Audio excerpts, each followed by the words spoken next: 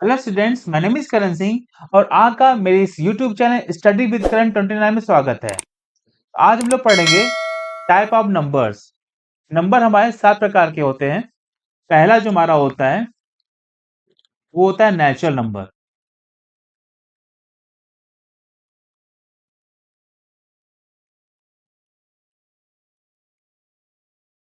इसको हिंदी में कहते हैं प्राकृतिक संख्याएं।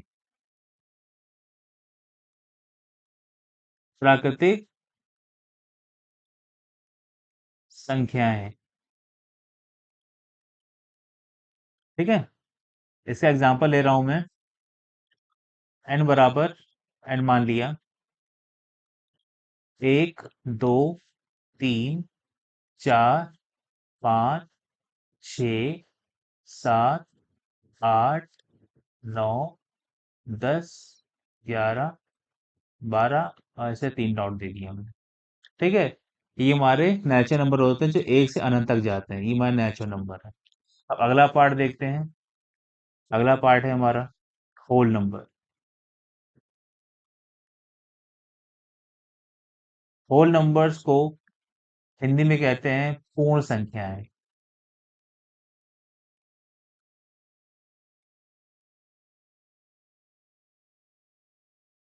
इसको डब्ल्यू से डिनोट कर दे रहा है। फॉर एग्जांपल डब्ल्यू से मैं डिनोट कर रहा हूँ। डब्ल्यू बराबर 0 1 2 3 4 5 6 7 8 9 10 11 12 13, है ना।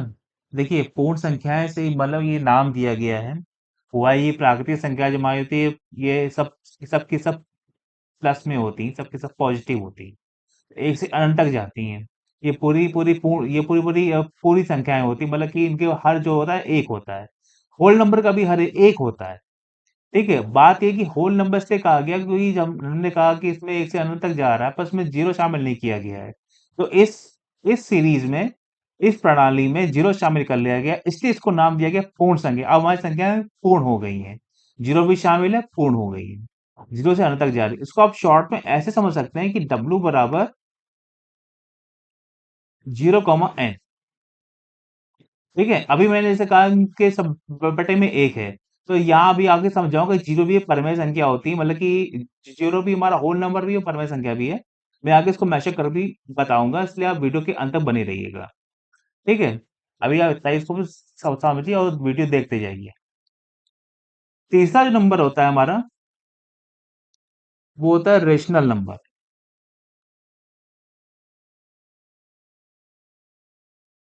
रेशनल नंबर,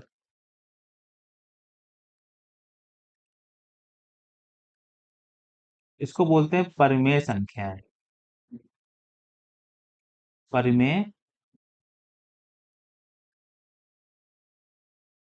संख्याएं, ठीक है। इसका एग्जांपल दे रहा हूं। जैसे इतनी जगह नहीं, थोड़ा इसका एग्जांपल दे रहा हूं मैं। ये मान लिया ऐसी संख्या जिनको हम पी बाई क्यू में व्यक्त कर सकें और क्यू हमारा जीरो नहीं होना चाहिए। आप अच्छे से जानते हैं क्यू अगर जीरो हो जाएगा तो फिर हमारा ये इन्फिनिटी बन जाएगा। अगर ये जीरो होता है तो ए बराबर पी बाई जीरो बराबर इन्फिनिटी हो जाएगा, जो कि सही नहीं है। ठीक है, आपने 9th में पढ़ा है इसको। अब यहाँ से मैं ये बताना चाहूंगा कि परिमेय संख्या एग्जांपल दे रहा था। इसका एग्जांपल हो जाएगा यहाँ पे 1/2, 3/2, 3/4, 2, 3, 0, 1/3। अब जैसे मैंने यहाँ पे जीरो लिया है, पहले जीरो को देखिए आप। देखिए ये जो जीरो है ना, ये जीरो ऐसा है कि इसके बटे में एक माना जा रहा है ना। इसके बटे में एक है, इसलिए ये रेशनल नंबर है। ये रेशनल नंबर है। रेशनल नंबर है, ठीक है। इसके बटे में एक है। पी हमारा जीरो है। पी पी पी जो है हमारा पी जो है हमारा 0 है और क्यू हमारा 1 है ना, इसीलिए ये हमारा रेशनल नंबर है। ऐसे क्वेश्चन भी आ जाता है एग्जाम में कि बताए क्या शून्य क्या ये परिमेय संख्या है, बहुत से बच्चे गलत करके आते हैं एग्जाम में। वो कह देते परिमेय संख्या नहीं, क्योंकि ये शून्य, ऐसा नहीं होता। शून्य के बटे में 1 है, इसलिए परिमेय संख्या है। ठीक है। और यहाँ मैं एग्जांपल दे रहा हूँ, अब जैसे ये तो हो गया 0 का। ठीक है, वैसे जैसे 0 है वैसे ये है। वैसे ही हमारा ये हो जाएगा, इससे दो, जैसे 2 है, 2/1 मान रहे हैं आप, इससे परिमेय संख्या है, क्यू हमारा 1 है यहाँ पे। यहाँ भी क्यू 1 है। यहाँ चलो जैसे यहाँ पे क्यू 4 है, मतलब ऐसी संख्या है ना जिनका कोई छोर हो। भाई 3/4 करेंगे तो हमें कितनी संख्या आएगी? 3/4 कैलकुलेशन क्या होगा? 1/2 आएगा हमारा 0.5। 3/2 आएगा हमारा, ओ सॉरी 3/2 कर दिया मैंने। 3/2 हमारा आएगा 1.5। एंड 3/4 आएगा, 0.0 लग जाएगा, 4×7=28, 2×4=5, ठीक है। ये तो सब नंबर हो गए। अब देखा जाए इस नंबर का क्या है। ये तो 1/3 है। तो 1/3 जब भाग करेंगे कितना आएगा? 1/3 कर रहे हैं अब। ये आएगा हमारा 0.3333 और ऐसे ही चलता चला जाएगा। ठीक है। मतलब परिमेय संख्याएं वो संख्याएं होती हैं जिनको हम पूरा पूरा डिफाइन कर पाए, या तो हमको पता हो कि आगे कौन सा नंबर आने वाला है, और ये तभी होता है जब हम जान जाते हैं कि ये कौन से क्या रिपीट कर रही है। अब 1/3, जब आप 1 में 3 से भाग करेंगे तो 0.3333 से कोई सीमा नहीं होती है, बस भाग होता चला जाएगा। तो ऐसे नंबर्स को हम लोग लिख लिख देते थे 0.3 बार। ठीक है, 0.3 बार हम लोग लिख देते थे, क्यों हमको पता है। ठीक। अब यहाँ से हमारा 1/3 हमारा परिमेय संख्या हो गया। अब बारी आती है इरेशनल नंबर की। ठीक है। बहुत इंटरेस्टिंग नंबर होता है इरेशनल। अब क्यों होता है ये आप अच्छे से जानते होंगे।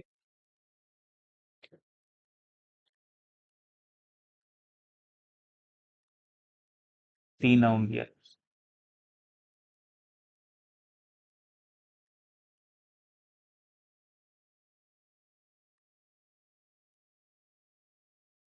चौथा है हमारा इरेशनल नंबर।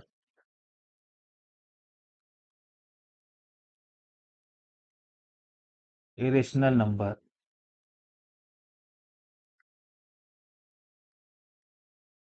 ये होता है अपरिमेय संख्या।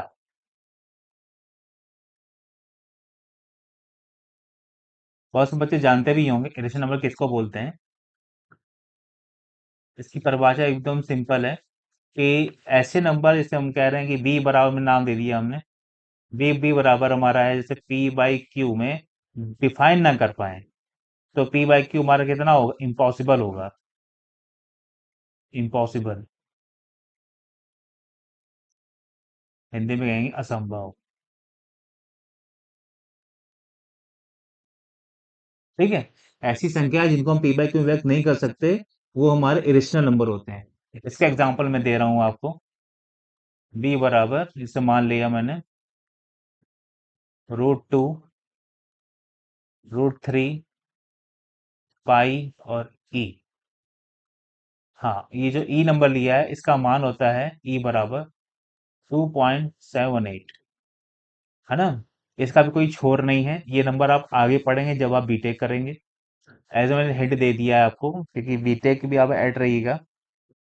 तो पाई का वैल्यू, पाई की जो वैल्यू होती है हमारी, पाई की वैल्यू होती है 3.14159। और ये इसका अंत नहीं है, चलता चला जाता है। ऐसे √3 का होता है।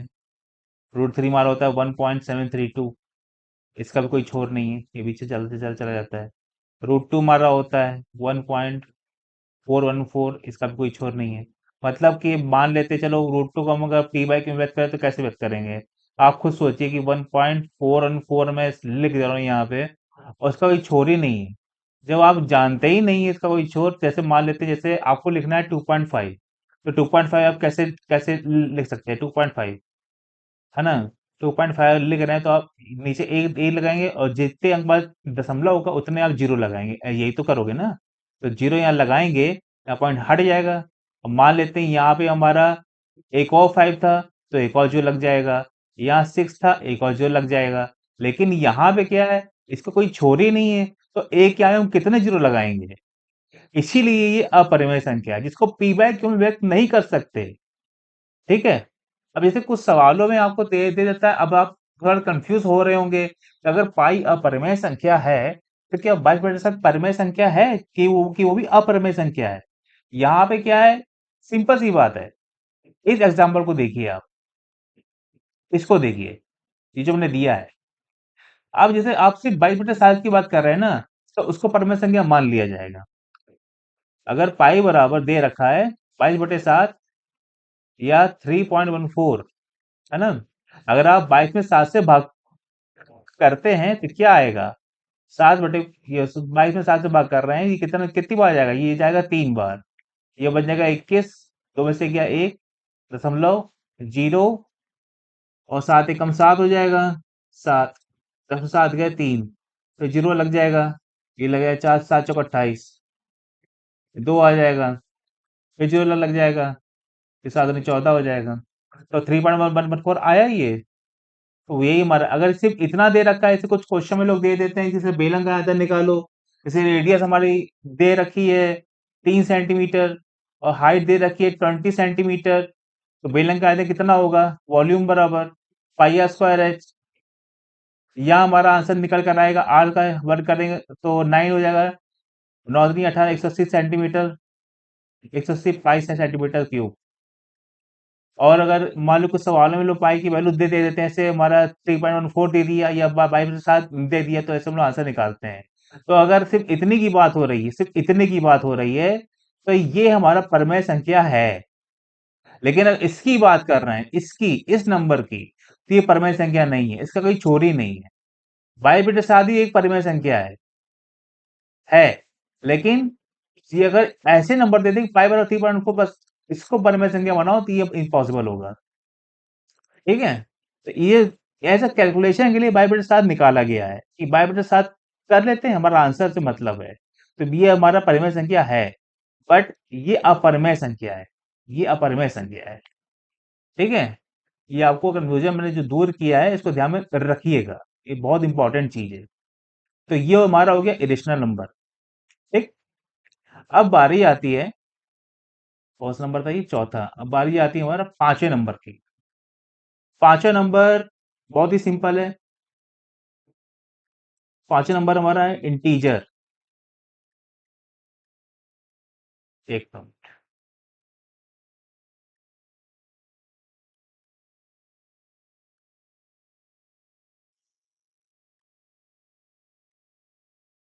इंटीजर, इसको हिंदी में बोलते हैं पूर्णांक।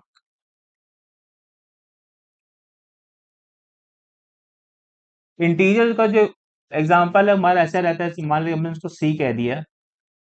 सी बराबर हमारा हो रहा है -2, -1, 0, 1, 2, 3, ऐसे चलता चला जाएगा। तो पूर्णांक जो हमारा होता है, जो इंटीजर होते हैं, वो हमारे पूरे पूरे नंबर होते हैं। इसमें जो ये पार्ट होता है, इसमें लिख दे रहा हूँ यहाँ पे, नेगेटिव पूर्णांक, नेगेटिव इंटीजर।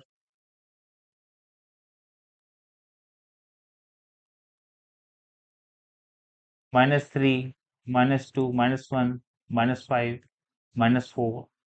मैंने ऐसे लिख दिया है क्योंकि पहले लेक्चर मैंने आपको बताया था समुच्चय में, कि समुच्चय का क्रम कोई मायने नहीं रखता है, बस हमारे एलिमेंट पूरे होने चाहिए।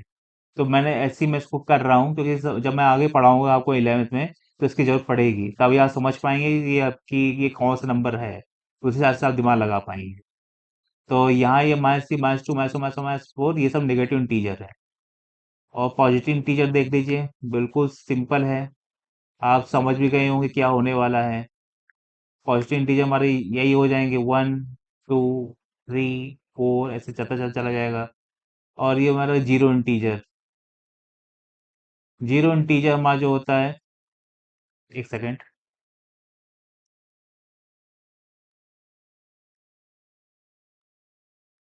जीरो इंटीजर जो हमारा होता है, वो जीरो ही रहता है। ठीक। जीरो जीरो ही होता है। ठीक है। तो ये हमारे इंटीजर हो गए। बारी आती है, अब बारी आती है छठे पार्ट की, जो कि सबसे इम्पोर्टेंट है, रियल नंबर। और बहुत इजी भी है। छठा पार्ट हमारा रियल नंबर।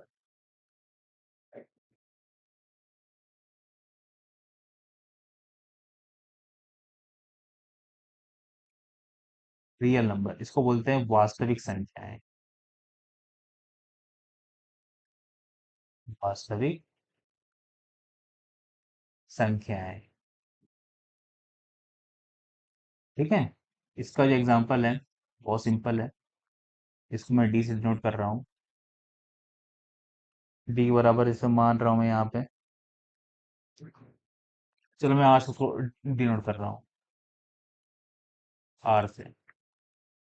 आर आर बराबर हमारा है, मैं एग्जांपल ले रहा हूँ यहाँ पे, -2। एक minute. Hmm. -2, -1, 0, 1, 2, 1/2, 1/3, pi, E, √2, 22/7। And यहाँ मान ले रहे हैं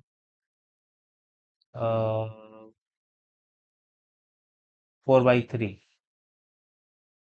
ठीक है। अब यहाँ आप ध्यान से देखिए, यहाँ आप देखिए -2 भी है, मतलब नेगेटिव नंबर भी है, पॉजिटिव नंबर भी है, जीरो भी है, रेशनल नंबर भी है, इरेशनल नंबर भी है। तो यही इसका राज है कि रियल नंबर जो होता है सारे नंबर होते हैं। अब जैसे फॉर एग्जांपल आप कहो कि -1 कौन सा नंबर होता है, तो कोई नंबर है नहीं। मान लीजिए आप, अगर आप मार्केट जाते हैं, आपके पास 100 रुपए है। ठीक है। आपके पास 100 रुपए है, तो आपको एक रजिस्टर खरीदना है और एक पेन खरीदना है। रजिस्टर की जो कीमत है वो है 50 रुपए। और 1 मिनट, 60 लग रहा है ये। चलो 1 मिनट भाई। रजिस्टर की जो कीमत है वो है 50 रुपए।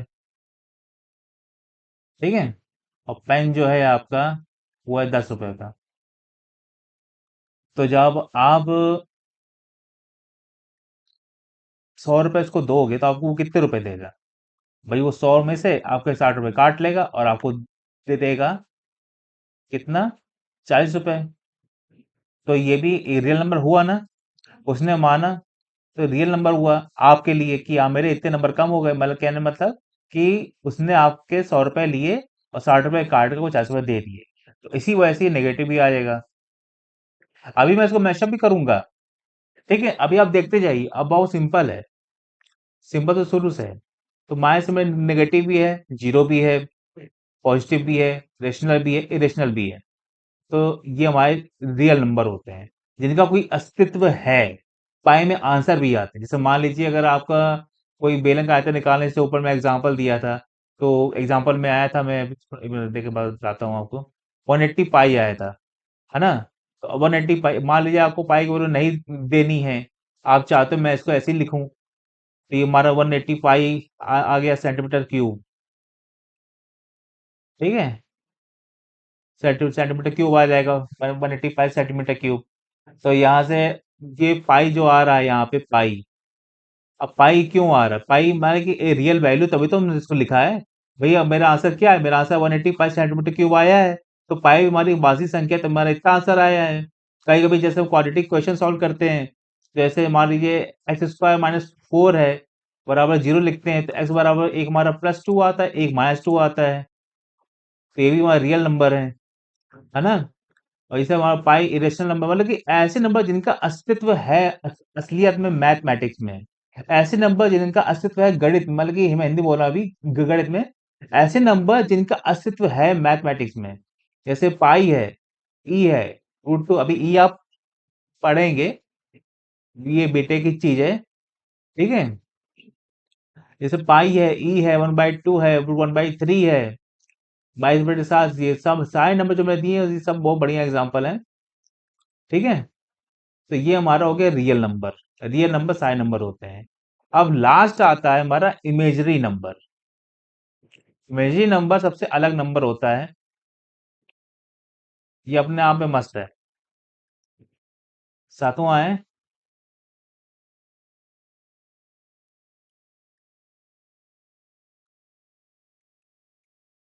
इमेज, एक मिनट रुकिए।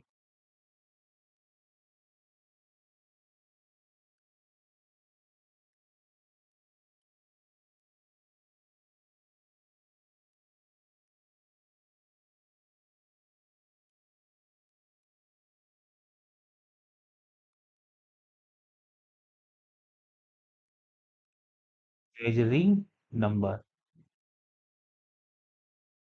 ये हमारा है काल्पनिक संख्या है।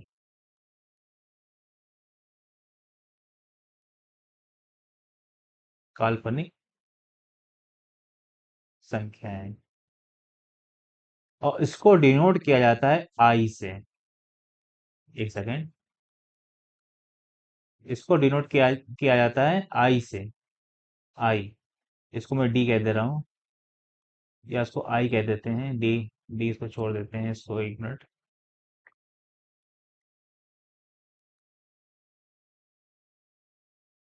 आई से रिप्रेजेंट कर रहा हूँ, आई से। आई की जो वैल्यू होती है वो होती है हमारी √-1। ठीक है, इसकी वैल्यू होती है, इसीलिए जब उसका स्क्वायर करते हैं तो इसकी वैल्यू हो जाती है -1। ठीक, -1 वैल्यू बन जाती है। तो ये थे हमारे नंबर, ये इमेजिनरी नंबर हमारे हो गए। अब मान लीजिए अगर आई क्यूब करते हैं तो कितना आएगा।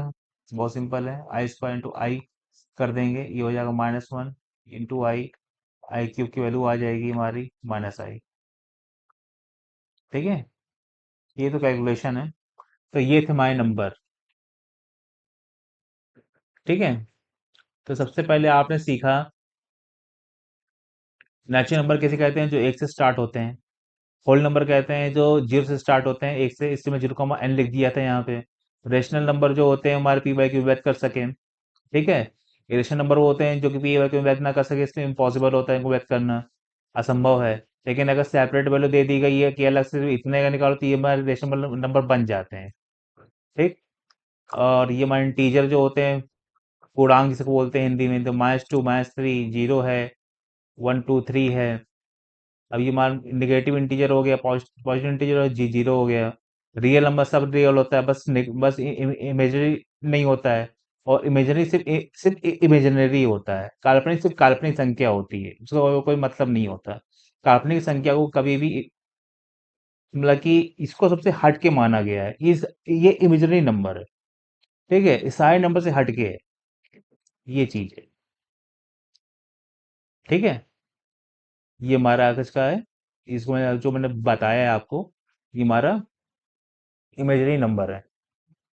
ठीक है, अब नेक्स्ट वीडियो में मैं आपको ये बताऊंगा इनका मैशअप कैसे करते हैं। ठीक है, तो मिलते हैं अब अगले वीडियो में, तब तक के थैंक यू, गुड बाय।